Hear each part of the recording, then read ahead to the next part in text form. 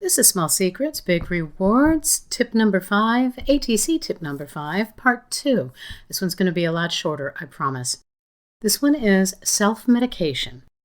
Most of us do it with food, many of us do it with drink. Lots of others do it with drugs, whether legal or illegal. I was the kid who ate powdered sugar out the box. It's now only 40 years later that I understand why.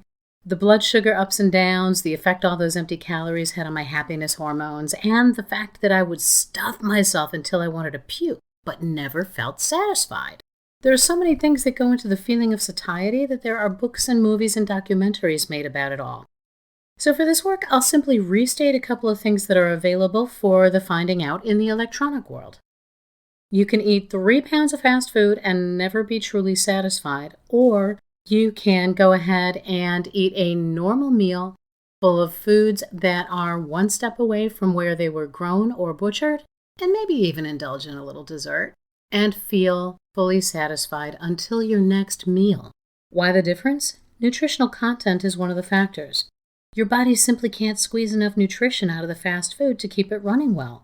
All it's able to pull out is fat and high fructose corn syrup that makes you feel high for a little while. Your stomach has nutrient receptors in it that determine when you've consumed enough nutrients, minerals, vitamins, phytochemicals, proteins, for the time being, so that it signals you're satisfied.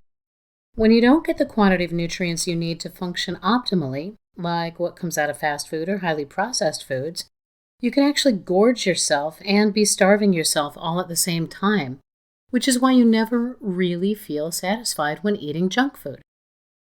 One of the other factors is simply stretch receptors in the stomach. When you put a large amount of bulky food like fresh fruits and vegetables, high fiber foods, lean proteins, and healthy fats into your belly, they're nutritionally valuable, and you literally get fuller, which activates the stretch receptors in the muscles near the top of the stomach, which signals the brain to tell you to stop eating, you've had enough. If those receptors don't get activated, it's much harder to feel full for any length of time. So the first thing you must consider if you're serious about taking control of your health is what kind of fuel you're putting in your vehicle. Give it a shot. Challenge yourself for 3 weeks to eat nothing but products that are one step away from how they were picked or plucked or slaughtered. Above all else, give your body a chance to rest and recover from the processed and specialty beverages. Try eating like this for 21 days. Note how you feel, how much energy you have, whether or not you need a nap in the afternoon or you just want to enjoy one. If you don't note positive changes in your personal palace, you can always go back to making the fast food corporations rich. And for the record, that one step away does not necessarily mean raw, especially when it comes to meat, poultry, or fish. Anything like that, make sure that it's all, or pork, make sure that it's all cooked to a suitable temperature. Thermometers are relatively inexpensive these days, and the digital ones are better. This has been Small Secrets, Big Rewards, ATC, tip number 5, part 2. A lot shorter this time. I'm going to try and keep them all like this. My apologies. Please like and share, like and subscribe, and please do share at least some of the resource information in the description below.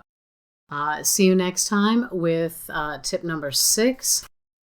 Which is stress management. Some of those tips are going to be handy for that too. Thank you very much for being here, for listening, and keep hoping.